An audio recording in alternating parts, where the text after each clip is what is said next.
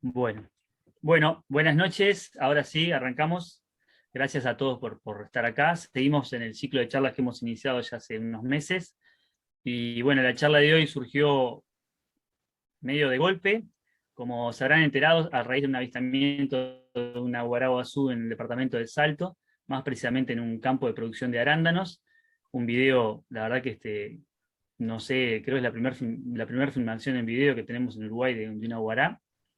Eso fue noticia, ya vieron, salió en varios lugares, y eso nos llevó a nosotros desde Cuendú a decir, bueno, vamos a buscar para tratar de dar una charla. Me contacté con Marcela Orozco, una argentina a quien conocí en un congreso de mastozoología en Santa Fe en el año 2015, justamente en un taller de realización de un protocolo de aguaraguazú. Bueno, ella me agradeció, se disculpó, y me puso en contacto con Antonio, que está aquí presente, un apellido, permítanme leerlo porque no es fácil, Antonio Ciabarrasi, SC al inicio, a quien voy a presentar ahora, que también es un experto en aguaraguazú, también de Santa Fe, y bueno, Argentina tiene esa suerte de decir, bueno, que los encuentros con los aguará son bastante seguidos.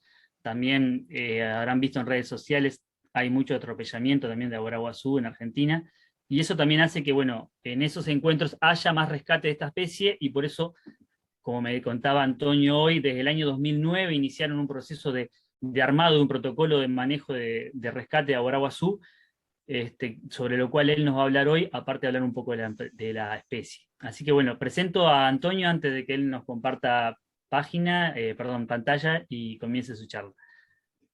Bueno, Antonio es argentino, es médico veterinario egresado de la Facultad de Ciencias Veterinarias de la Universidad del Litoral, en Santa Fe.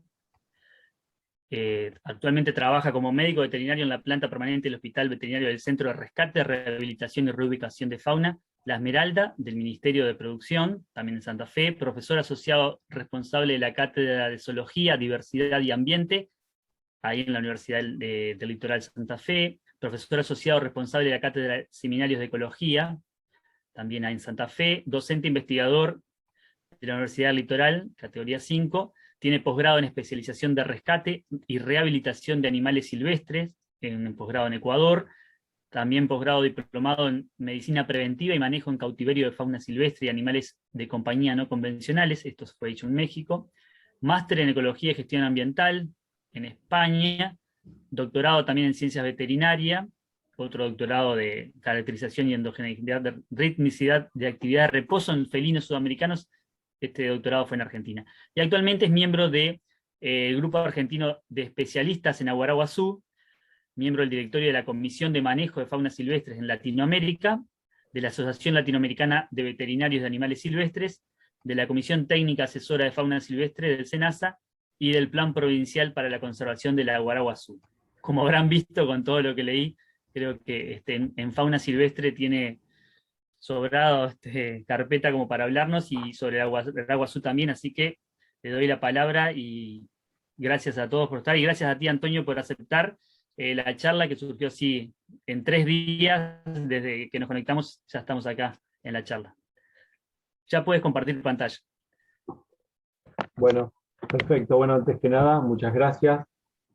Gracias por la invitación, gracias por juntarse un viernes a la noche a hablar de estos temas. Así que desde ya agradecerle a todos los presentes y a Mauricio por convocarme. Bueno, vamos a hablar un poco del aguaraguazú, vamos a hablar un poco de qué es, de qué no es, de qué hace, de qué no hace. Sacar algunos mitos de encima que realmente le juegan una mala pasada a la especie. Y en Argentina particularmente es una especie rara en el sentido que es emblemática, pero la legislación no la acompaña. ¿Qué les quiero decir con esto? todos es como que hay un colectivo imaginario de que es una especie en peligro de extinción, que está en peligro crítico, pero la legislación ni siquiera a nivel global la acompaña, porque hasta el día de hoy sigue estando en una categoría de CITES número 2. Para la UICN es una categoría bastante liviana de conservación, por así decirlo, y eso hace que haya cuestiones que lamentablemente no se puedan realizar para con la especie, porque a veces están esas trabas que ni siquiera son muchas veces nacionales, sino internacionales. Entonces les voy a hablar un poco de eso. Les voy a hablar también del rescate puntualmente, y ahí es donde ya les anticipo que puede llegar a haber alguna foto que sea incómoda, pero bueno, como todo rescate, inclusive en el rescate humano, siempre hay cuestiones que uno tiene que mostrar para ver cuál es la de contexto. Eh,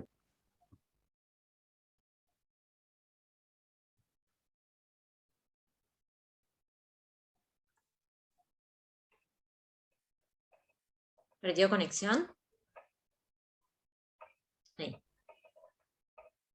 Y en la pregunta obligada, ¿se ve bien? ¿Se escucha?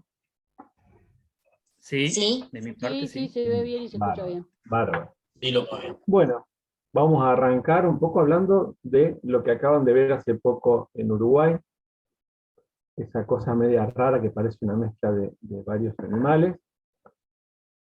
Y puntualmente vamos a empezar a ver la distribución de este caño. Fíjense, este es el primer mapa que van a encontrar en la web, que es un mapa, como digo, el primero es básicamente el de Wikipedia. Es un mapa que dista bastante de la realidad. No es un mapa que se debe tener en cuenta de una forma científica y seria.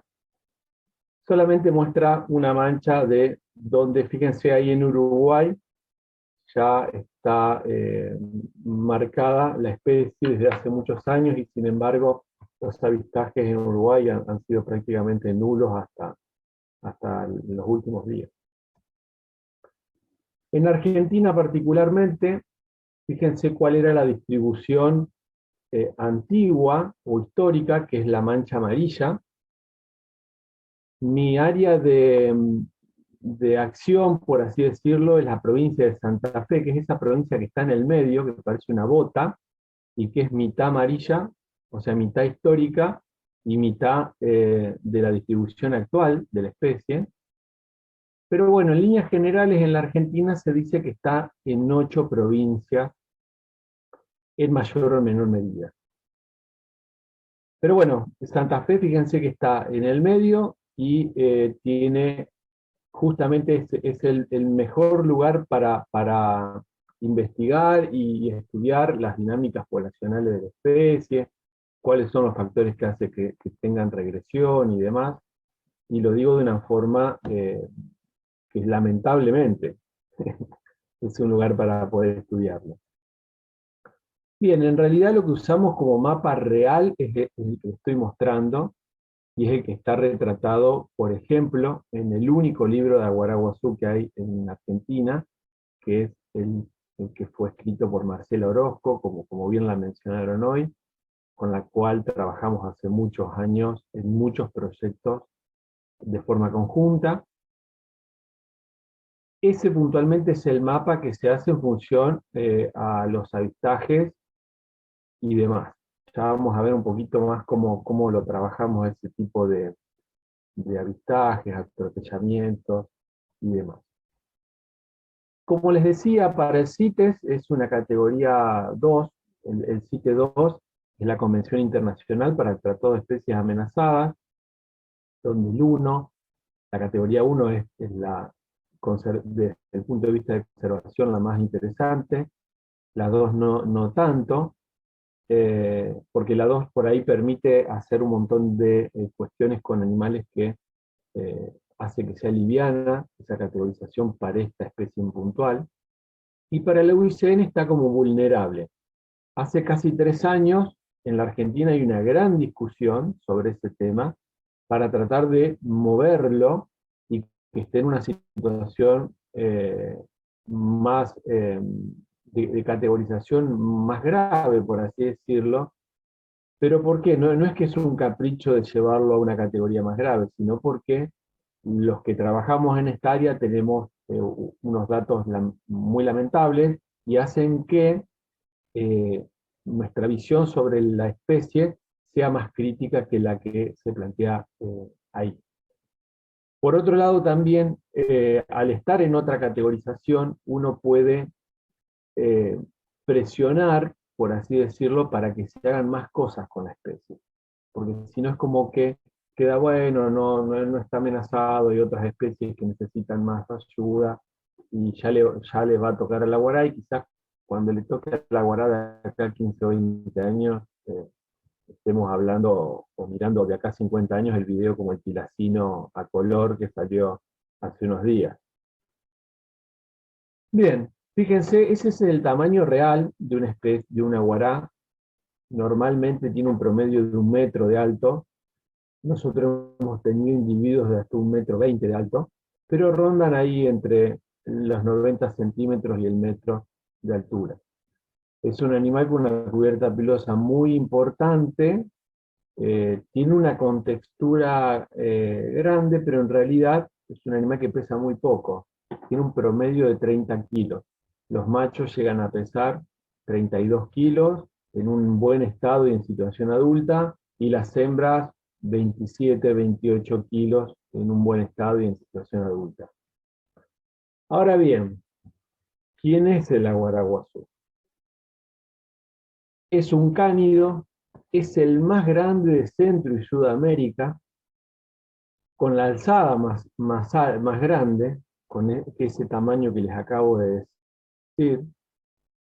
No es un zorro, no es un perro, no es un lobo. Habrán escuchado 1000 veces decirle lobo de crin, como les dicen los yanquis, lobo ameronado, también lobo sudamericano. Bueno, en realidad no es otra cosa más que una guará, porque genéticamente está totalmente separado de lo que es un zorro, un perro y un lobo. Entonces, en el organigrama es una rayita individual para la guará.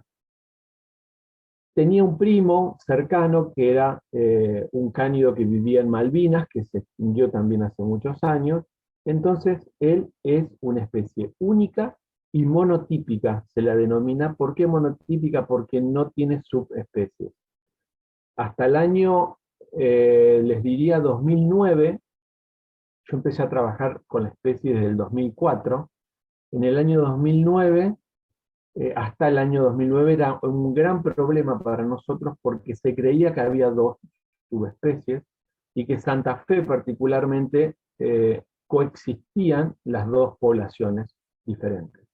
Entonces era todo un problema porque para liberar teníamos que estar bien seguros de qué subespecie teníamos en ese momento para ver dónde iba. Bueno, después con muchos análisis genéticos, inclusive secuenciación de ADN en Corea, y un montón de cuestiones, se llegó a la conclusión de que no tiene subespecie, sino que es una sola especie.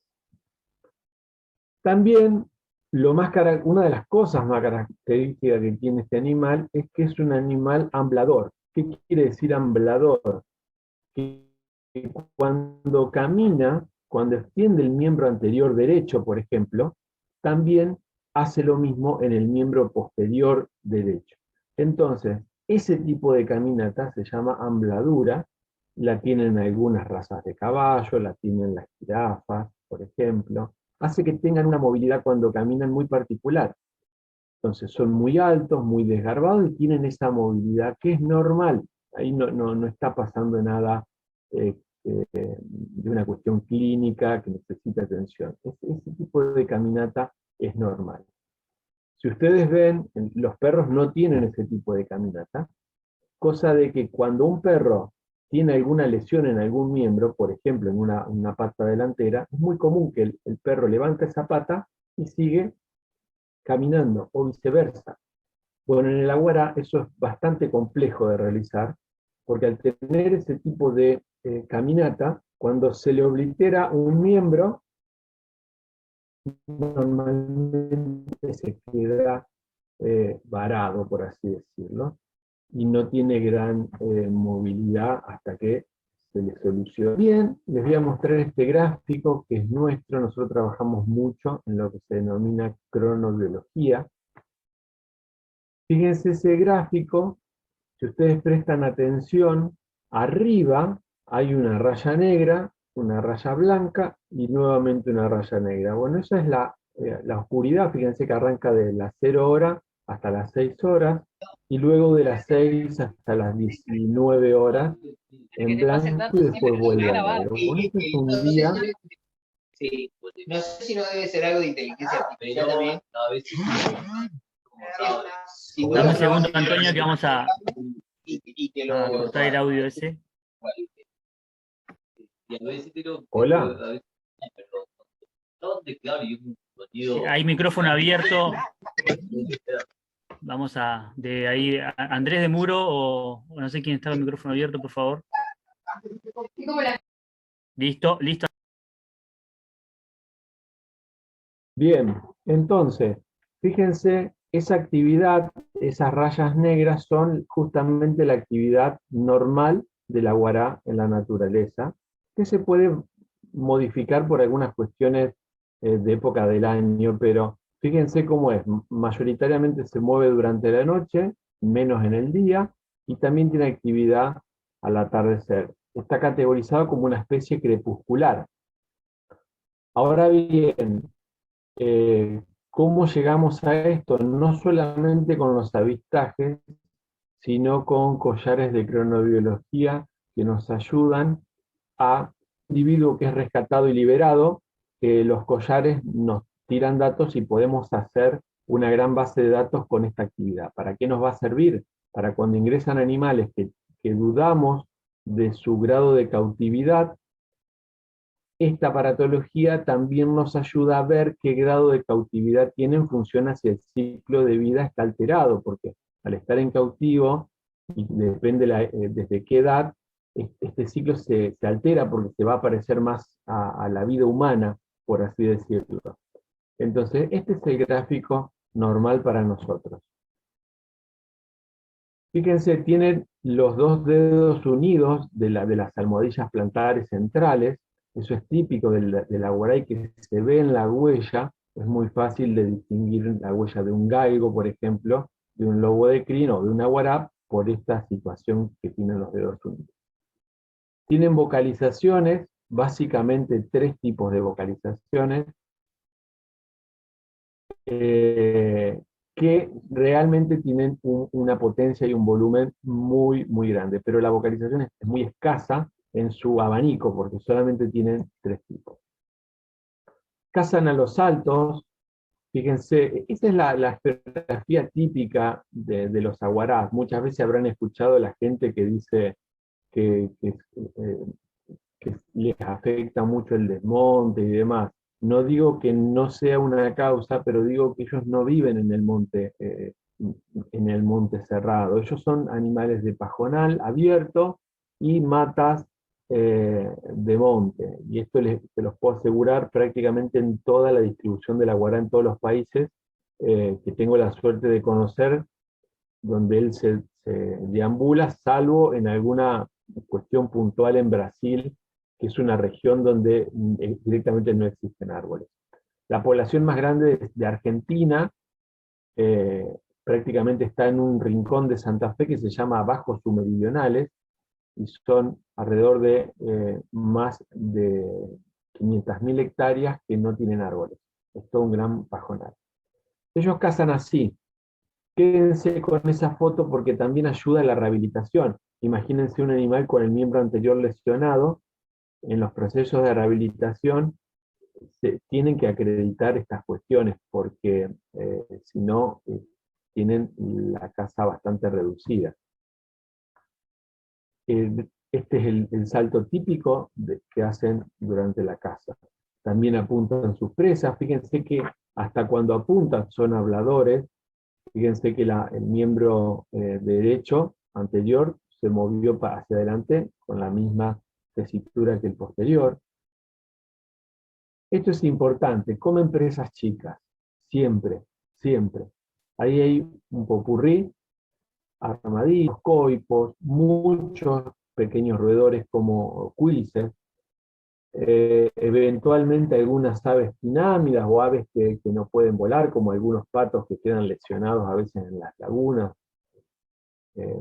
porque han sido abatidos y quedaron ahí escondidos. Comen algo de peces, de peces más que nada siluriformes, y algo de fruta también, en menor medida, pero no existe registro de que coman ganado, no existe registro de que coman ovejas, de que coman cabras, de que coman potrillos o lo que sea, no existe, no existe eso. Lo que pasa que al ser un animal tan esbelto, normalmente puede tornarse a confusión.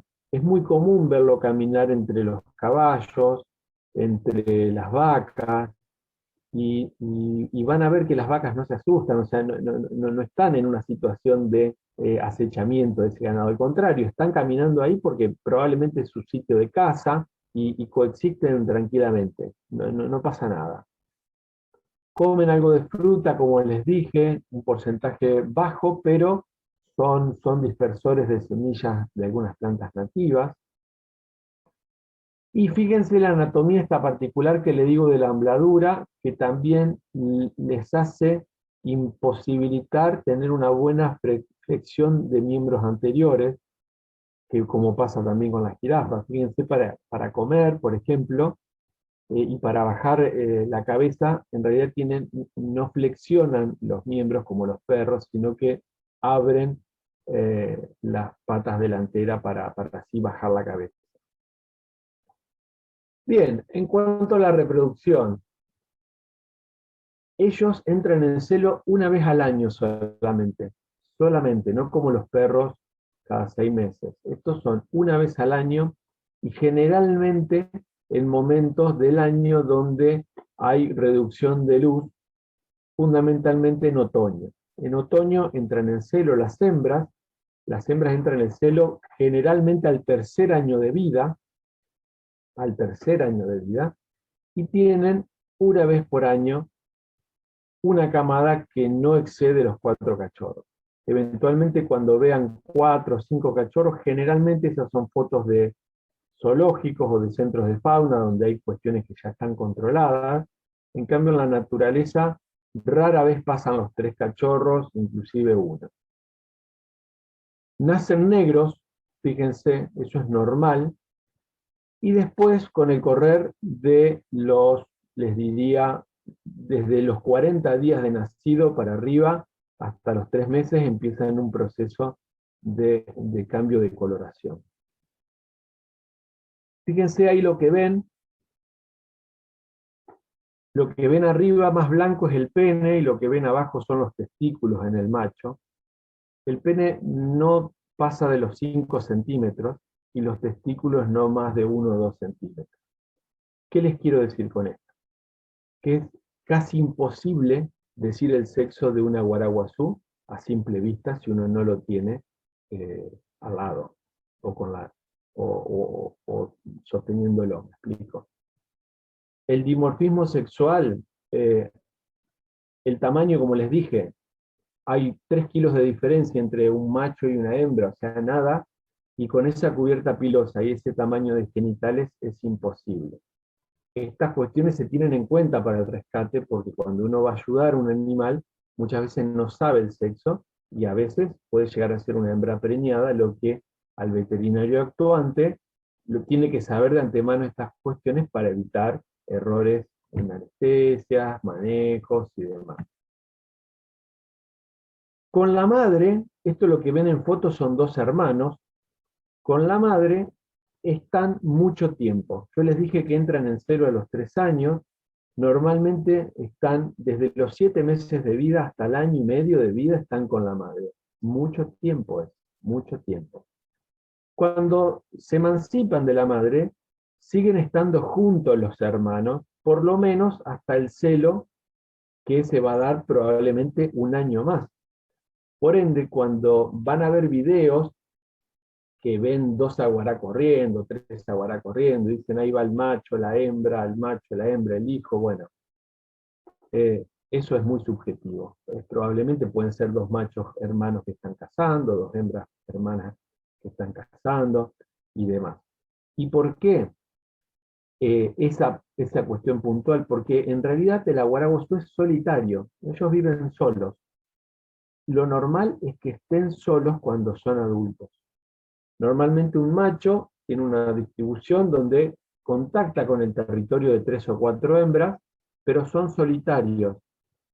Se describe que alrededor de un 10% de las parejas suelen ser monógamas, nada más.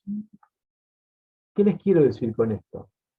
Cuando entran en celo las hembras, esos 5 días que están en celo, están con el macho, las hembras quedan preñadas y los machos se van. Entonces las hembras generalmente, sacando esos 10% de parejas que se mantienen, generalmente hacen todo solo, no ven más al padre. Entonces, tienen esa forma de crianza. ¿A qué voy con todo esto de las edades, la emancipación y demás? Porque para los rescates y la rehabilitación estas cosas son cruciales. ¿Por qué? A lo mejor ustedes rescatan un cachorro, ven la edad, tiene 5 meses, y está todo genial, está todos los valores normales, clínicamente normal, pero tiene 5 meses. Y a ustedes la biología les dice que hasta el año y medio no se emancipa de la madre, por ende si lo largan o lo liberan, lo están condenando a la muerte. Entonces, ahí la rehabilitación se debe hacer un poco más extensa, va a tener que pasar un poco de más meses en cautiverio, hasta que tenga la edad biológica aceptable y el peso que acompañe a esa edad biológica aceptable. Las amenazas, fíjense, hubo muchísimos talleres sobre aguaraguazú en la Argentina y en otros países, donde, fíjense, la pérdida de hábitat, factores climáticos, modificaciones de hábitat, sanidad, epidemiología, carencias en el conocimiento, prácticas y manejo, poblaciones y políticas públicas son los tópicos que engloban a las amenazas. Lamentablemente, les tengo que decir que las amenazas no han cambiado. Desde el primer encuentro que yo fui de aguaraguazú allá por el 2004, hasta el último que lo tuvimos hace una semana, las amenazas no cambiaron. Lo que sí ha cambiado es el ranking, por así decirlo. Hoy quizás el atropellamiento, que estaba muy lejos en la lista, pero que estaba ya, hoy tiene un lugar un poquito más preponderante que quizás la caza ilegal, o la captura viva para mascota. El ataque de perros ha subido también mucho en escalones, y el contacto perro-aguará, conjuntamente con sus enfermedades infecciosas de esos perros, ha aumentado mucho los problemas.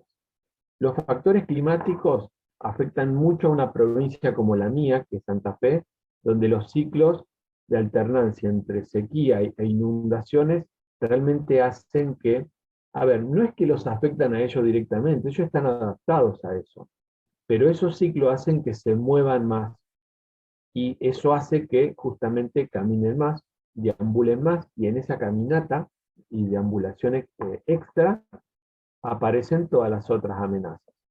También les tengo que decir que un aguará es un animal muy caminador, puede caminar 20 kilómetros en una noche tranquilamente, sin problemas. Y en las épocas de celo, en otoño, obviamente aumenta la movilidad de ellos. Por ende, la colisión va a aumentar. Y es muy típico que en otoño es como una temporada para nosotros ya nefasta, porque sabemos a lo cual nos estamos exponiendo. Bien, la provincia de Santa Fe particularmente, en este contexto, desde el 2009, desde el 2003, perdón, lo declara monumento provincial, dándole una categoría un poco más importante de conservación a la que ya, a la pobre categoría que ya tenía a nivel nación. Entonces para Santa Fe realmente es una especie amenazada, y en función a eso hizo su plan provincial de rescate o de manejo de la especie. El plan lo pueden bajar de internet, o si no me lo piden, no hay problema, ponen protocolo Aguaraguazú Santa Fe, o la revista biológica que en ese momento había salido en el 2009, lo pueden bajar. Es un gran libro que tiene capítulos. En el primer capítulo está toda la historia natural de la guará en Santa Fe, está todo. El segundo, las amenazas directas e indirectas, lo que le acabo de contar, pero de una forma mucho más explicado. Las acciones de conservación y manejo, que hay que hacer y que no. Los proyectos de investigación y colecciones biológicas es el apartado que más se modifica, porque este plan es dinámico y todos los proyectos y programas que se van incluyendo justamente se van metiendo en este plan. Y así sean programas que duren un tiempo, a todo el historial de esta cuestión. Y también hay un apartado que tiene que ver exclusivamente con el rescate.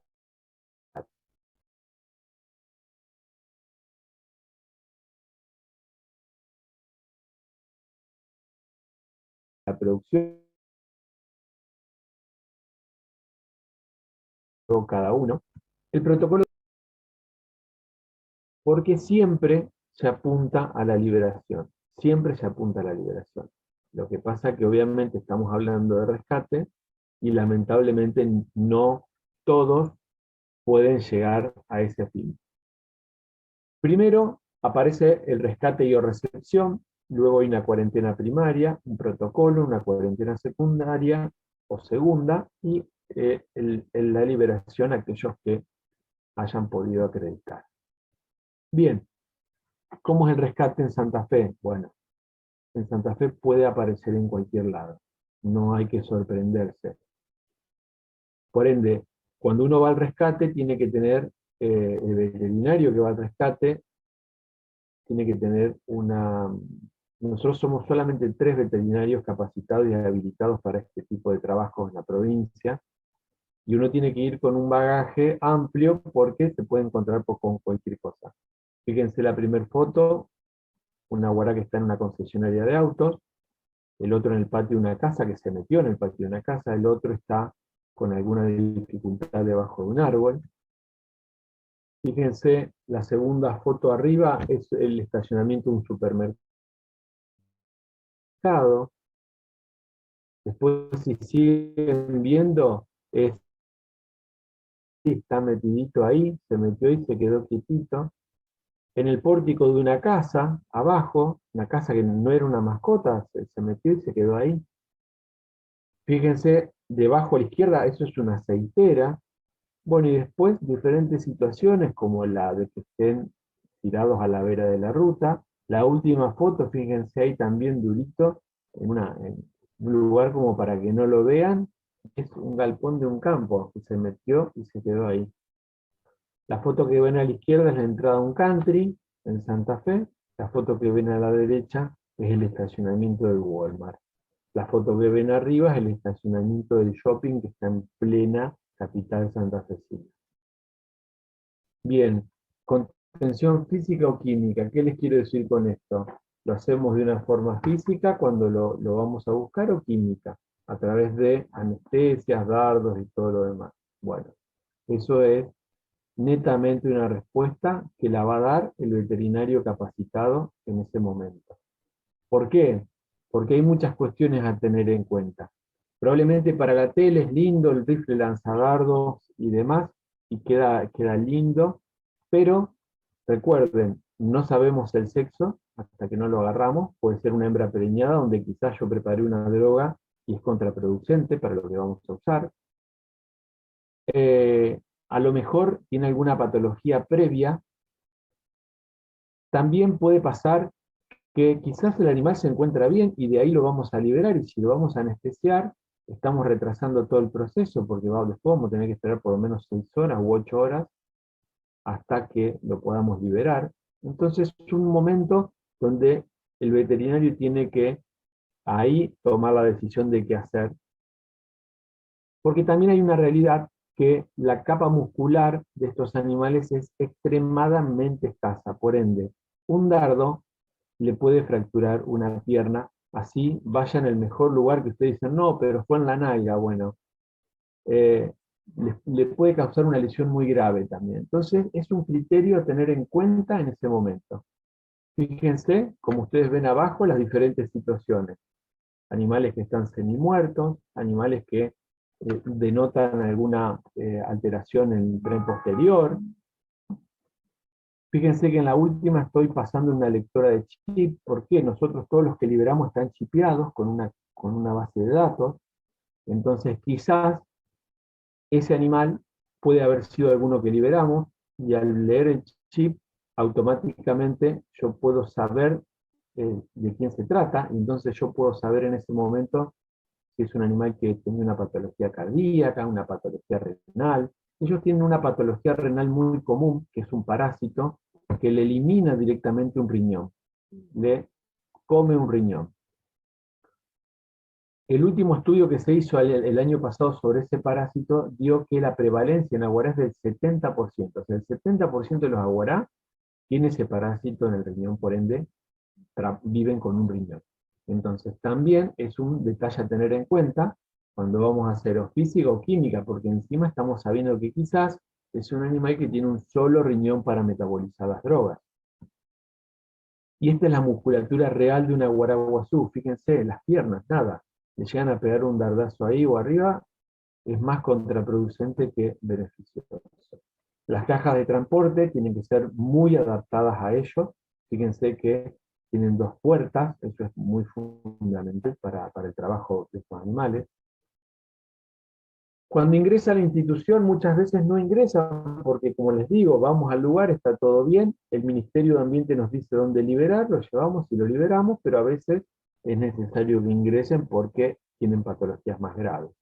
La cuarentena 1, ingresa a la institución, no se lo anestesia enseguida, se evalúa el aparato locomotor, las cuestiones conductuales, la hidratación y demás, está 2 o 3 días hasta que se hidrata y se alimenta bien, porque es un animal silvestre. Entonces, no sabe, muchas veces estos animales quizás hace 3 días que están corriendo en una ciudad, hasta que son capturados, y uno los anestesia automáticamente. También, el grado de deshidratación hace que los matemos. Entonces, normalmente cuando se decide que va a entrar a la institución, se los deja unos días que se estabilicen, y después se llega al protocolo sanitario. El protocolo sanitario sí arranca con una anestesia y el cumplimiento de planillas que ya están estipuladas en mi protocolo. Cuando yo ingresé a ser cabeza de protocolo, que es el que comanda los protocolos en Santa Fe, arrancamos en el 2014 con 1 hora 40 de protocolo. Nos empezamos a cronometrar porque la idea es que cada vez duren menos. Hoy estamos en 21 minutos un protocolo de aguará. Entonces, eso también hace a que el animal esté menos anestesiado, haya menos estrés, y menos todo. Se cumplimentan planillas en ese momento, fíjense, están en anexos, anexo 1, 2, 3, 4, 5, 6 y 7. Obviamente surge una ficha individual, una ficha de la especie y una planilla de Irak. El Grupo Argentino Aguaraguazú nos pide una vez por año las planillas de cada individuo. En realidad nosotros lo hacemos online y en simultáneo. No esperamos al año, se cargan los animales en el momento. Hay una reversión anestésica, alojamiento en la cuarentena 1 o 2, depende de lo que veamos cuando ya lo tenemos ahí dormido. Esperamos los resultados y empezamos a delinear el último anexo, que es la liberación. Bien, el primer anexo, datos de origen y peso, fíjense, datos de origen, todo lo que recabamos de ese animal, todo, así sea un mensaje de WhatsApp, una nota en Facebook, que salió, lo que sea. peso, vemos la edad con la cronometría dentaria, vemos si tiene algunas señas o particularidades de que ha estado en cautiverio, como la presencia de marcas de collar o demás. Bueno, estos son soportes ya más veterinarios a tener en cuenta mientras lo estamos manejando. La identificación, bueno, vemos si tiene chip, si no tiene chip se lo colocamos, hacemos tatuajes también, aparte del chip. La morfometría, todo lo que tiene que ver con lo que se mide de cada individuo ya está estandarizado, y es solamente ir cumplimentando las planillas. Las tomas de muestras también están muy estandarizadas, qué y cómo. Estas son todas las muestras y demás. Ahí es donde el Ministerio de Innovación y Cultura nos da un número de ese individuo. Fíjense que la sigla es AGSF, Aguaragua Sur Santa Fe, y un número. Bueno, desde ahí ese número es independiente e individual de ese individuo y lo va a acompañar para todo, inclusive para la última liberación donde vaya con la caja de transporte también va el número. Y si ven esa foto de ese aguará cachorro donde alguien le está sacando el pelo, esa foto es del año 99 y es el primer registro que tenemos de ADN en nuestra base de datos. Nosotros hacemos ADN poblacional a través de pelos, y ese es la primera toma de muestra, o sea que hace desde el 99 que nuestra base de datos genética tiene vida. Bueno, las muestras, este es el parásito que les decía, que el bioplasma renal, que le elimina el riñón, y muchos otros parásitos que siempre tenemos en cuenta. Este parásito tiene un ciclo de vida característico por el lugar donde vive. Fíjense, todos estos años han hecho de que tengamos valores normales, porque esto no es tan fácil de que uno va y encuentra valores normales para la especie. Estos fueron muchos años de trabajo, donde se estandarizaron los valores de hemograma normal, de análisis de orinas normales y demás.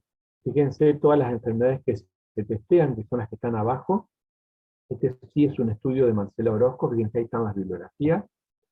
Eso es lo que se testea de todos los animales. También se toman muestras de semen para criopreservación de esos individuos que posteriormente son liberados. Bueno, estos son problemas que tienen la alteración del semen, que tiene unos problemas bastante graves para conservarlos. Las planillas de anestesia y seguimiento ya están estandarizadas, fíjense, es cuestión de que la persona que uno ponga de responsable en la anestesia esté familiarizado previamente con estas cuestiones. Se suma la ficha individual, la de la especie y la del IRAC, como les dije. Hay muchos que lamentablemente no pueden volver a la naturaleza, esos quedan en cautiverio, y a eso apunta también lo de la criopreservación para reinserción de individuos que han nacido en cautiverio, de estos individuos que no pudieron volver a la naturaleza. Estas son nuestras hembras que no pudieron volver a la naturaleza. Si ustedes se concentran en la foto de arriba del medio, ya está Iná, ella con una colisión de automóvil perdió el miembro anterior izquierdo, le falta una pata, y si ven a la derecha, ella es Humboldt, que es completamente ciega. Y así todas tienen un historial que no da para contarlo ahora. La cuarentena 2, si va todo bien, pasan a unos sectores más amplios, empieza el proceso de rehabilitación, no solamente física, sino conductual, con cuestiones de entrenamiento y demás. Ahí empieza la cronobiología que les contaba, el primer grafiquito que les mostré. Es un collar de unos días. Fíjense, estos son 4 ejemplos. Fíjense, Pocho, por ejemplo, cómo tiene el ciclo trastocado, Tina, como tiene el ciclo trastocado. Si lo comparan con el gráfico de la izquierda, que es el normal. Entonces uno empieza a trabajar para tratar de modificar esas cuestiones. Bueno, estas son las cuestiones que evaluamos en la cuarentena externa, la cuarentena 2, como les denominamos. La elaboración de dieta, básicamente, ya está estandarizado, los valores, los nutrientes y demás. Los valores, fíjense que tienen 28% de proteína, todas las cuestiones, pero la idea es que sepan que ya está bien estandarizado cada cosa. Se hace enriquecimiento ambiental, obviamente con un diagnóstico de lo que queremos ayudar a ese animal. Fíjense que se hacen planillas semanales con estímulos y lo que queremos que se mejore.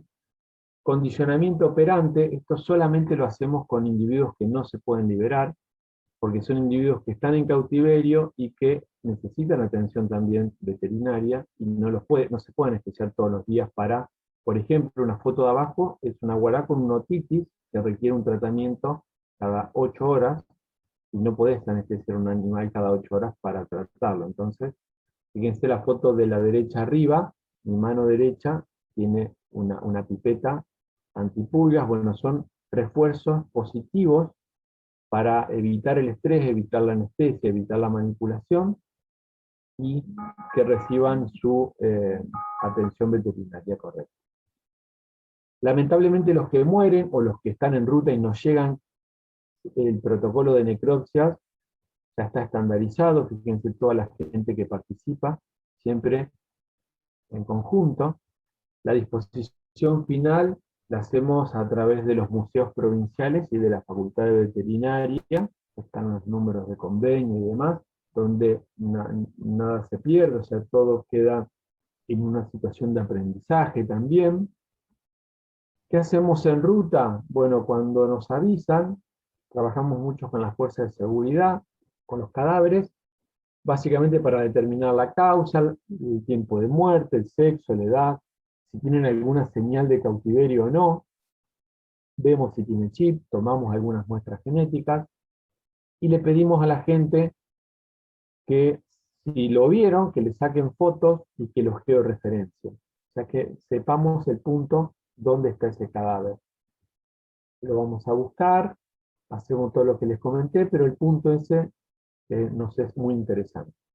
El proceso de liberación, ahí aparece, fíjense esta foto abajo, ella es Vanina Raimondi, hoy vive en Suiza, es la bióloga que trabajaba en ese momento en la Esmeralda, y fue la que dilucidó que no hay dos subespecies.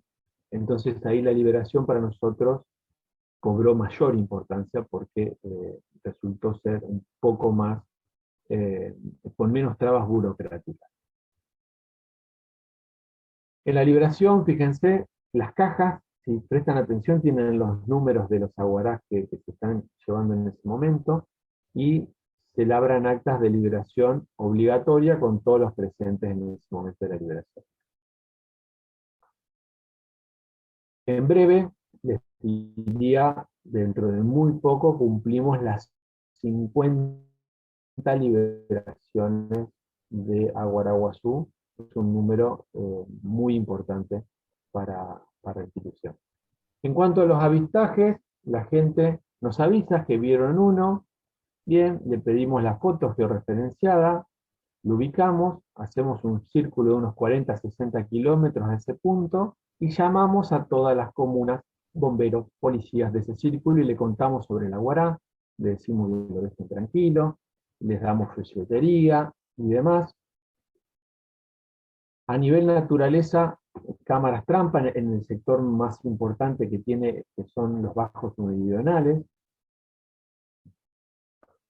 Con todos esos puntos de la gente que nos dijo dónde estaban los muertos, nos sirven para sentarnos anualmente con Vialidad nacional y provincial y exigirle medidas de mitigación, como por ejemplo radares, lomos de burro, cartelería y demás. Pero con esos datos, esos puntos, nos sirven para decir puntualmente por dónde tendría que ir la cosa. Algo de difusión que hacemos, y ya para ir terminando, arrancamos por la revista biológica, donde está el protocolo. El protocolo se volvió a rever en el 2017, y desde ahí sentamos las bases para reverlo nacionalmente cada 5 años. ¿Por qué digo a veces Santa Fe, Nacional y demás? Porque el protocolo santafesino es el que se usa de base para el protocolo nacional. Calcamonías y demás, folletería. Esta es la reunión del 2017, la reunión nacional de Aguaraguazú. Reunimos a todos los expertos y gente general que quería venir, fuerzas de seguridad, expusimos el protocolo, modificamos algunas cosas que no, por el andar hacían que sean engorrosas. Vamos a los talleres de grupo de Aguaraguazú, de hecho formamos parte hace muchos años. Vamos a las reuniones de SAREM, la Asociación de Mastozoología. Tenemos reuniones seguidas con las direcciones de fauna provinciales y nacionales, las reuniones de los entes coordinadores de fauna o ESIF, donde exponemos el plan para que las provincias también lo conozcan y se sumen. Normalmente en mi provincia damos 8 a 10 charlas por año gratuitas con certificación. Fíjense, es la primera charla de izquierda. Ahora con la virtualidad nos ayudó más. También hemos hecho la primera jornada educativa de Aguará en la Facultad de Veterinaria, en facultades como de biodiversidad, en congresos de educación. Trabajamos en los museos. Fíjense, arriba también encuentros de arte, también estamos. Cuestiones más científicas como presentación de trabajos científicos, encuentros de centros de fauna puntuales, radio, TV, webinars. Llevamos el protocolo a otros países, por ejemplo, Paraguay, México, Bolivia, ahora Uruguay, lo están escuchando. Tenemos la suerte de formar parte de varios capítulos de este gran libro que tiene el Aguaraguazú en la Argentina, que es de Marcela Orozco, Paula Sixia y Lucía Soler. Particularmente tengo un capítulo de comportamiento ahí. Tenemos muchas publicaciones en habla inglesa, muchas publicaciones en portuguesa. En Facebook 2 canales, Ambiente Santa Fe y Santa Fe Ecología, donde están los casos cuando ingresan, cómo van, cómo se liberan y demás. Diferentes publicaciones en diarios y demás. 3 grupos de WhatsApp, uno que se llama Vetes por el Aguará, son veterinarios de Argentina y países limítrofes que desinteresadamente nos capacitamos para ayudar a la especie de forma gratuita, donde también tenemos integrantes de Uruguay. El GAC, el Grupo Especialista en Aguará, y Museos por el Aguará, donde cuando hay material para museo, para que ningún museo se enoje, ver por ahí para dónde van las investigaciones de diferentes museos, se lo utiliza para tener ese tipo de discusiones ahí. Todo esto hace que conformemos lo que se llama Alianza para la Conservación de Aguará, donde están un montón de instituciones, con muchos proyectos. Actualmente hay 12 proyectos que están vigentes dentro de este plan provincial. Bueno, solamente despedirme con esta frase, que justamente una especie que se la conoce tan poco, al final conservaremos lo que amamos, amamos lo que entendemos, entendemos solo lo que nos enseña. Bien. Bueno, Perdón, muchísimas gracias, Antonio. Quedamos abiertos a preguntas, ¿te parece? Sí, por favor. Hay algunas que en el chat se han dado y bueno, algunas ya se han respondido por algunas personas, pero estaría bueno también remarcártelas a ti, como cuál es su expectativa de vida. Sí. Bien. Miren, ellos tienen una forma de caza muy particular, como les contaba, donde los caninos, los dientes caninos, son fundamentales. Los colmillos. Normalmente, en una condición de normalidad, a los 12 años empiezan a perder los colmillos. Entonces, desde los 12 años ya la calidad de vida baja muchísimo, porque no tienen las herramientas de caza para ese tipo de mordida en tijera que ellos tienen. Entonces, desde los 12 años, en cautiverio viven mucho más, obviamente, porque tienen, hay montones de cuestiones que las tienen resueltas, pero, por ejemplo, nosotros tenemos un individuo que calculamos tiene 15 años, ingresó hace 2, sin prácticamente ningún diente. Entonces, imagínense eso, directamente estaba para morir cuando se nos mandó que teníamos que ir a rescatarlo. Pero En la naturaleza 12 años. Arrancan a reproducirse a los 3, o sea que realmente, y una vez por año, o sea, es muy poco. Bien, habían respondido de 12 a 15, así que está perfecto. Después, alguien preguntaba, ¿cómo se puede determinar la edad de una guaraguazú? Bueno, la edad, a ver, la edad real es a través de lo que se denomina cronometría dentaria. Hay procesos que suceden en las mandíbulas, el cambio de diente de leche a diente permanente, y después los desgastes de los diferentes dientes, que hacen que uno pueda predecir la edad que tiene. Estos en los manuales de manejo de la especie están muy bien explicados. Pero es a través de los dientes. Bien, perfecto.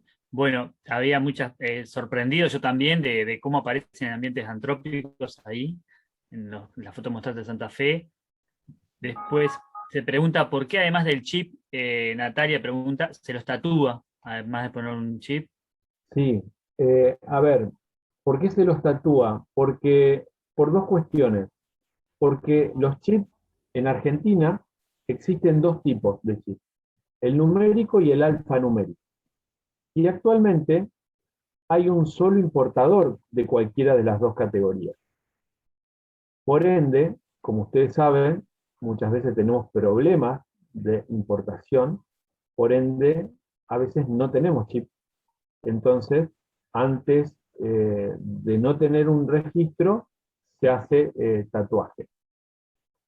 Y el otro es que muchas veces el tatuaje se hace en la ingle, ayuda a rápidamente darnos cuenta si tiene o no chip. ¿Me explico?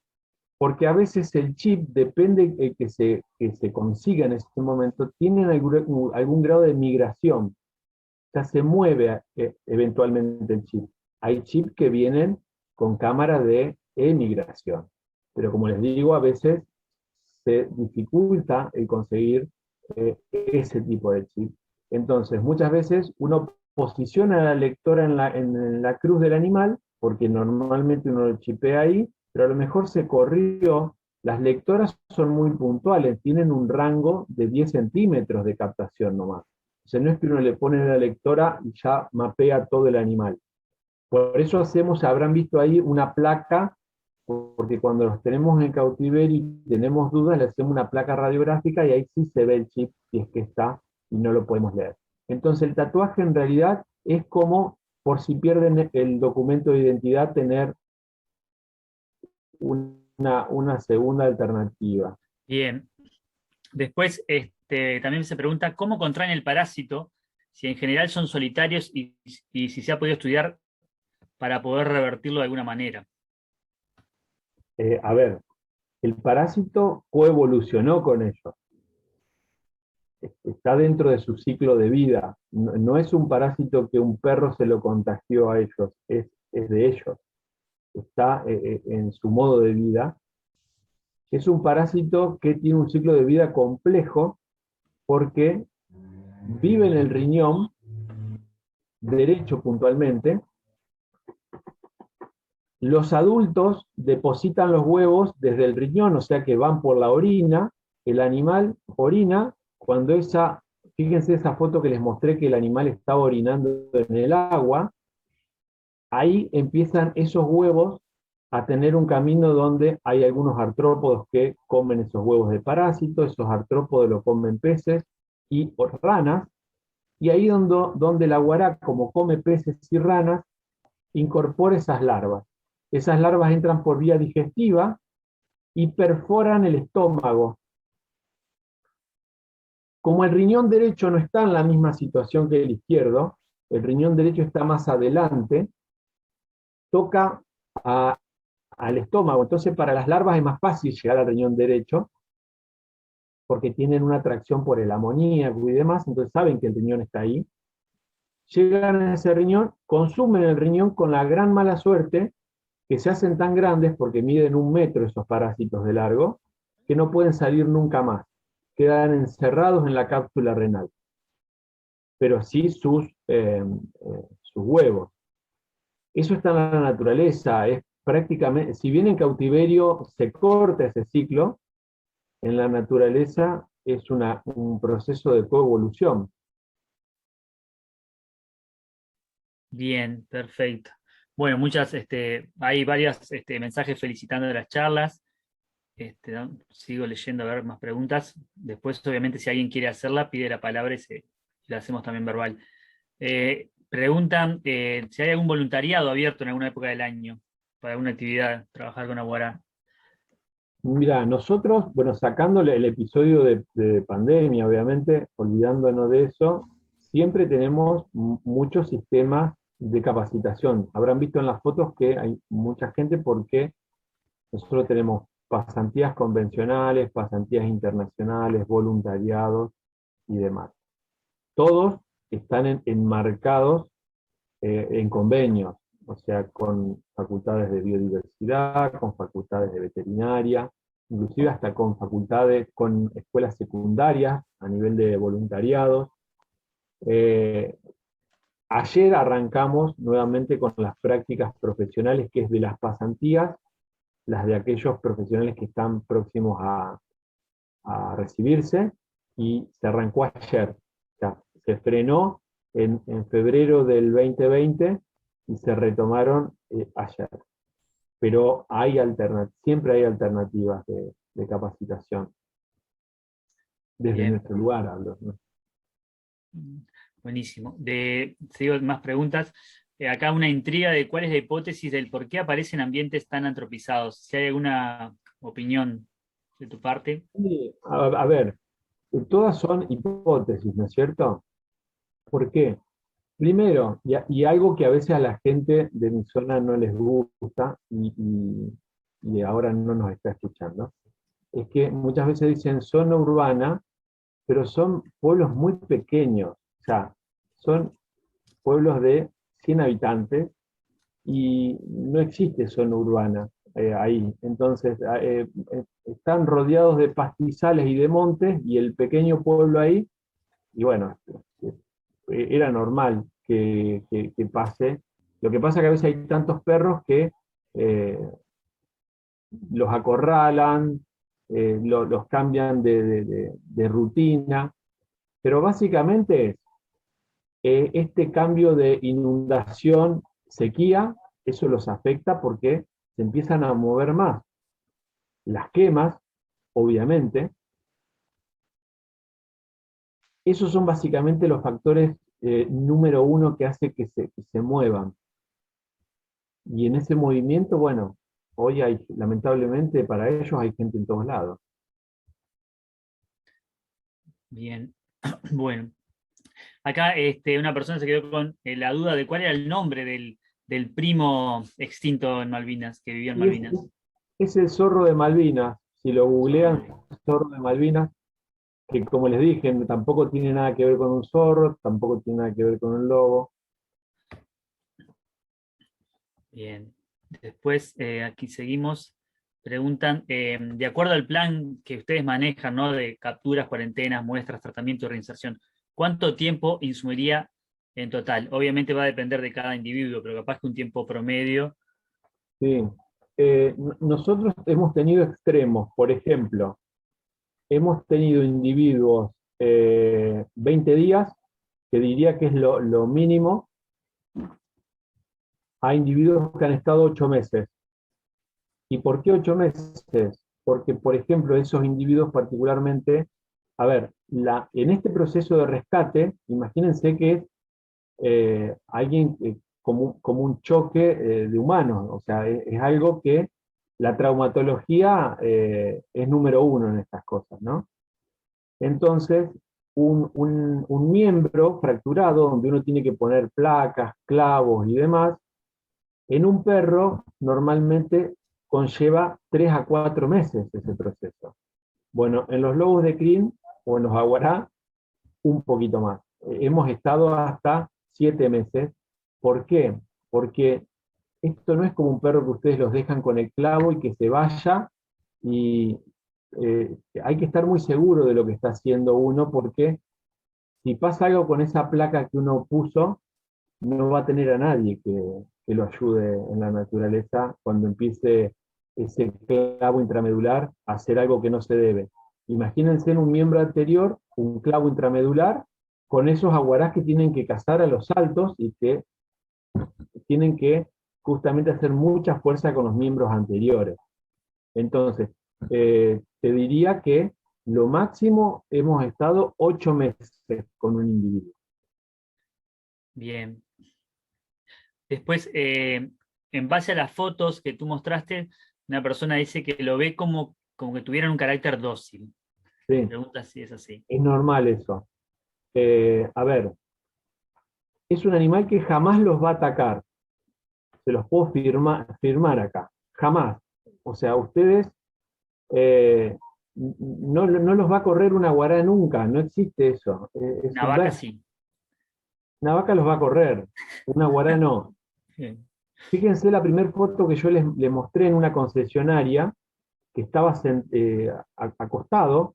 Eso es muy común. Ellos normalmente van, empiezan a gruñir, vocalizan, obviamente, tienen unos ladridos muy fuertes, se van a un rincón y se quedan ahí y probablemente se acuesten y se queden. No, y justamente eso es lo que a nosotros nos hizo tener más herramientas para que seamos más precisos al momento de decir si está domesticado o no, porque si no, todo les va a parecer que han estado domesticados, ¿me explico? Porque tienen esa actitud.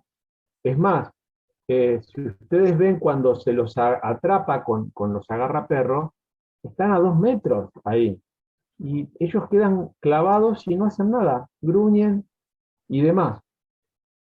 Entonces,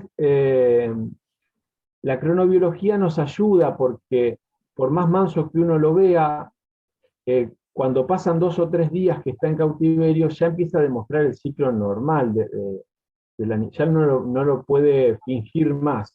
Y entonces, esa aparatología nos ayuda a decir, no, bueno, tiene un ciclo normal, las cuestiones conductuales, las actitudes para la caza que tenga y demás, nos ayudan. Pero, a ver, nosotros como decimos acá, el aguará, nosotros tenemos 2 spots. Uno que dice, todo lo malo que te digan de él es mentira, porque es verdad, o sea, es un animal que sinceramente eh, ha tenido mala suerte desde el punto de vista humano, porque le han puesto tantos motes que al contrario son una ayuda, porque combaten muchísimas plagas, muchísimos roedores y demás. Eh, y después nosotros decimos que es un flaco piola acá, porque siempre es un pobre galgo que la pasa mal, porque muchas veces cuando lo captura gente que no entiende, inclusive fuerzas de seguridad, los atan como un chorizo, pobre, y la pasan mal porque están todos maniatados, el hocico maniatado, y no tiene sentido. Obviamente, esto es un trabajo de hormiga, donde antiguamente hacíamos una campaña general y pretendíamos, como unos tontos, de que toda la gente veía esa campaña y ya. Y hoy trabajamos diferente, hoy trabajamos por puntos, como les mostré, donde aparecen, hacemos ese círculo de 40 60 kilómetros puntual, vemos todo lo que hay adentro, bomberos, fuerzas de seguridad, y llamamos puntualmente a uno por uno. Nos ha dado mejor resultado ese tipo de difusión más directa ante un caso. Y obviamente la aparición de un caso, como les pasa ahora a ustedes allá, tiene que ayudar a la especie, o sea, no puede quedar en vano. Eh, Tiene que haber una fuerte presión en decir, es un animal que no causa daño, dejémoslo que siga su camino. Estaba históricamente en el Aguarat, en Uruguay, tendríamos que ponernos contentos de que todavía haya alguno dando vuelta. No le hagamos nada, dejémoslo, que siga su camino.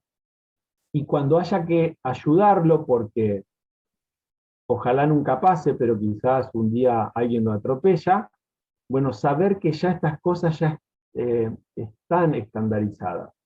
Y no digo que tienen que copiar, no vendo protocolos yo, Lo único que les digo es que existen protocolos. Existe protocolo en Brasil, tiene una fuerte también formación de protocolos. O sea, esto ya está muy aceitado como para cometer errores que ya no se deberían cometer. Estoy totalmente de acuerdo. Y justamente iba a hacer ese aporte, o sea, no improvisar, porque a veces también, Claro. pecamos de no pedir ayuda cuando ya en una especie como la Guará, no es para, pero digo, ustedes tienen una experiencia mucho más grande que te la da la propia suma de casos. Entonces, bueno, no tenemos en Uruguay por qué repetir errores que ustedes seguramente tuvieron en ese proceso o lo estuvo Brasil, sin duda. Creo que preguntas no hay más, pero yo tengo una, más allá de que hay alguna más, pero te quiero hacer una puntual. Con el caso de Uruguay, ¿no? O sea, viste que este es un registro válido, fuerte también, porque es un video, está generando una movida. En base a esto último que vos dijiste, por suerte la prensa está dando ese mensaje, que es un animal inofensivo para el ser humano, que tampoco sería un predador de animales de granja, porque acá cualquier excusa es buena, ¿no? Ya sea Claro. para productores o para cazadores. Ujú. Más allá de algunos avistamientos que ya había habido, pero todos sin confirmar, no los podemos dar como válido, pero sí varias personas habían tenido un encuentro, pero hasta ahora sin confirmar.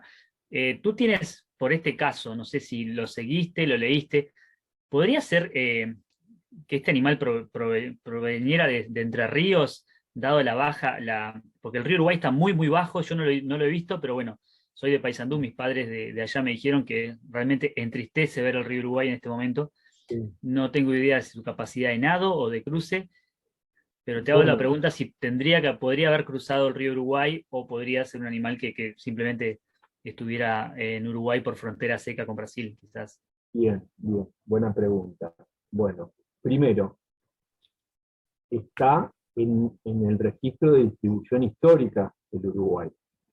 O sea que, independientemente de que este individuo sea o no uruguayo, es un animal que existió o existe. Me explico, no es algo que, no sé, no es un lobo europeo. Entonces estamos hablando de que seguimos estando en la distribución de la especie. Segundo, hay condiciones particulares estos años con estas bajantes históricas de los ríos. Para nosotros quizás es choqueante, pero cuando uno va a los registros, la última fue hace 100 años, bueno, para el proceso evolutivo 100 años no es nada, es un día, y menos para las especies. Entonces, pudo haber sido, según, por ejemplo, con charlas extraoficiales que tenemos a diario con Marcela Orozco, es una gran hipótesis la de que se pudo haber cruzado. Pero por otro lado les digo que está en la distribución histórica, entonces puede ser uruguayo tranquilamente.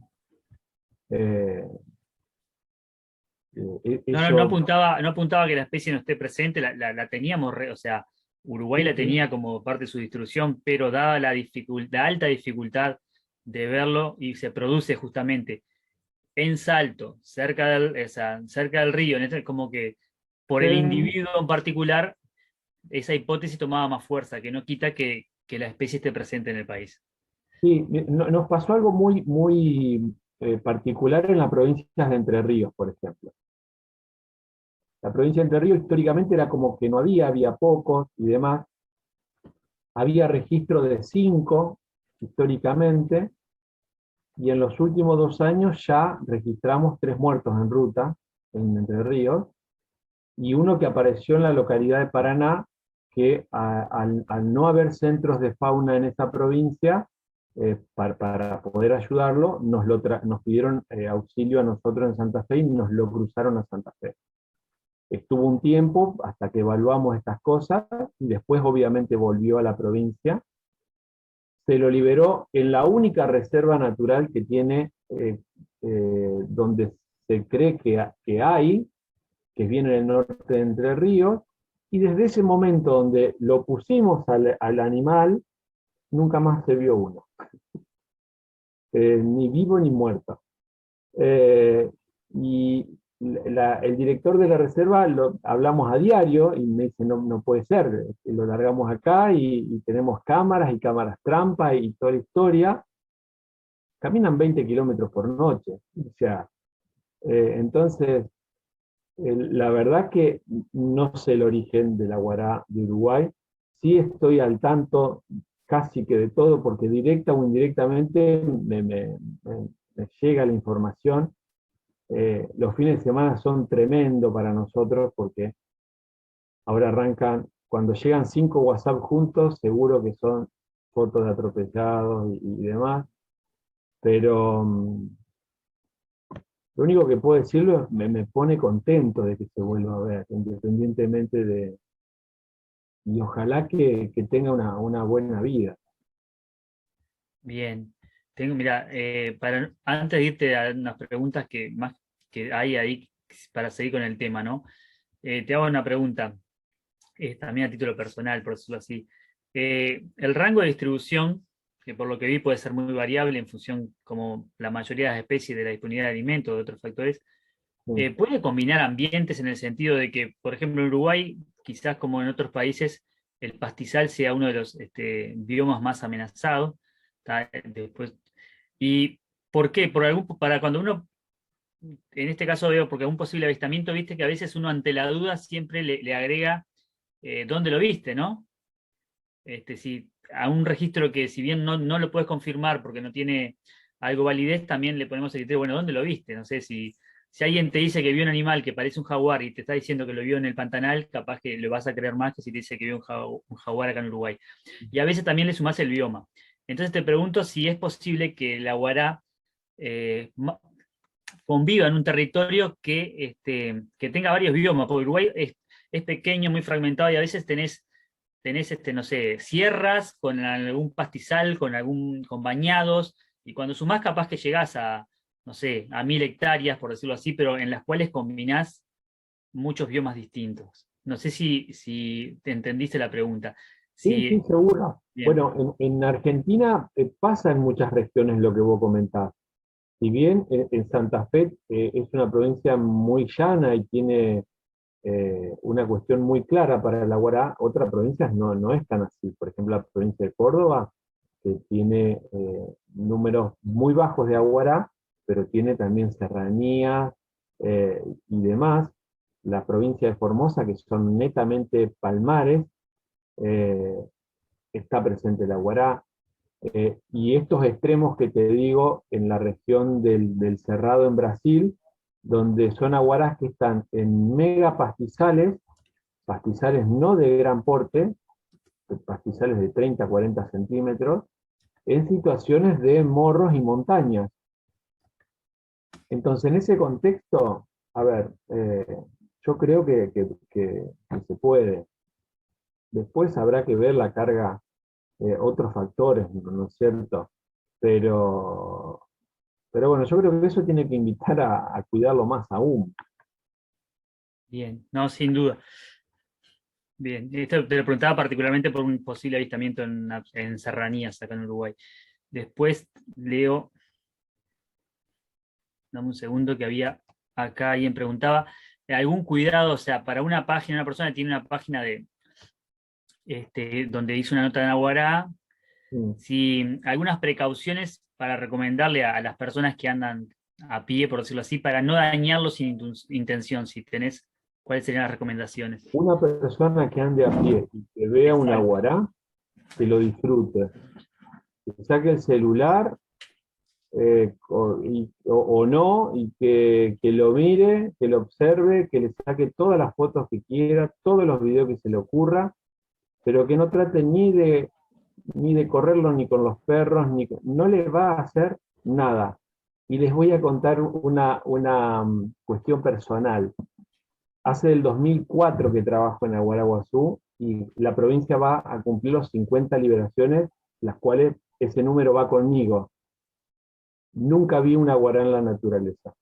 Uh, Entonces, cuando vean a esa persona que se cruce con uno, díganle que lo disfrute. Porque si bien, a ver, los he ido a buscar muchas veces a la naturaleza, pero nunca los he visto de forma casual, que uno esté haciendo sí, otra sí. cosa y los vea pasar, y recibo videos de ellos a diario, me mandan siempre de avistajes de todos lados. Entonces, recomendación, que no le hagan nada, que lo dejen tranquilo, que lo observen cazar, seguramente los va a dejar mirar, son unos flacos piola, como les digo. Bueno, buenísimo. No sé, por suerte la audiencia permanece, o sea, sé que estamos todos interesados. Hablando de perros, ¿no? Que lo pusiste como, como uno de los peligros, ¿no es un animal veloz?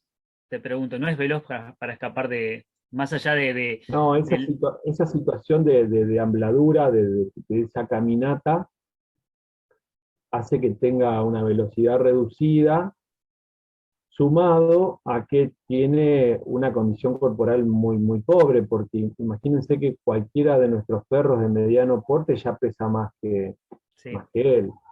Eh, entonces, a ver, no es que estoy por favor en contra de los perros, tengo perros y demás. Sí, en contra de la tenencia irresponsable de los mismos, ¿no?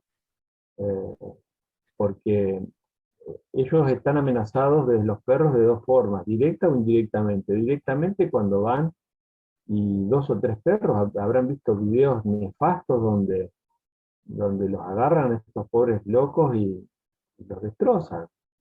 Y si no también indirectamente porque estos animales dispersan un montón de enfermedades, parvovirus, leptospirosis, otros parásitos exclusivos del perro que lamentablemente los sufren los aguará. Esto muchas veces se ve en parques nacionales donde no debería haber perros y eventualmente hay, y bueno, y ha pasado con muchas especies. Un caso muy grave fue con zorros de monte acá en un parque nacional en Argentina, donde se habían contagiado de mosquillo y quedó el tendal de la población por perros. Eh, entonces, bueno, eh, tenencia responsable. bien. Sí, sí, sí. Lamentablemente en el campo los perros quedan afuera y hay hasta estudios que han demostrado lo que se alejan del casco de estancia es en la noche, ¿no? Sí, claro. Este, pero bueno, creo que no hay más preguntas. No sé si alguien las tiene. Todos agradecidos, muy interesante la charla, felicitaciones, o sea, y la verdad, bueno, de mi parte también, en nombre de Cuendú, agradecerte muchísimo. Nosotros creo que vamos a seguir con esto, ojalá que este sea el primer registro de Aguará, digo, que se vuelva más frecuente, ¿no? Porque si bien lo sabía, que se vuelvan algo más frecuente y ojalá que los encuentros que tengamos, todos los que salimos al campo, sean, como decís vos, que es muy fuerte que tú con todo lo que contaste, con la cantidad de rescates que tenés, no hayas tenido aún la suerte de ver uno en la naturaleza, pero bueno, no sé, los que quedamos acá, en este momento 32 personas, estamos diciendo toda la suerte para que pronto tengas eso y te des ese lujo. Antonio, muchísimas gracias, y gracias a todos los presentes. Buenísima la charla, no, de mi parte. No sé, Natalia, si querés comentar Sí. algo, No, Marcos. no, agradecer, sí, obviamente. Muy interesante. Bueno, yo agradecerles a ustedes. Cualquier cosa ahí les dejé mi mail para lo que necesiten, desde bibliografía o lo que sea, no hay ningún problema. Y en esto también lo hago extensivo por Marcela Orozco, a la cual trabajamos en conjunto y que lamentablemente no podía hacerla ella esta charla, pero sí me transmitió el agradecerle que la hayan invitado y también ponerse a disposición para lo que necesiten. Buenísimo. Te voy a pedir una foto que mostraste porque estaba yo, no podía creerlo, la de la Sarem 2015 ahí Ah, abajo a la izquierda. Así que te la no, voy a pedir después porque no la tengo. bien. Muchísimas gracias y bueno, gracias a todos y nos vemos el martes que viene con una charla sobre marea roja que dará Ana Martínez Goicoechea. Muchas gracias a Muy todos. bien.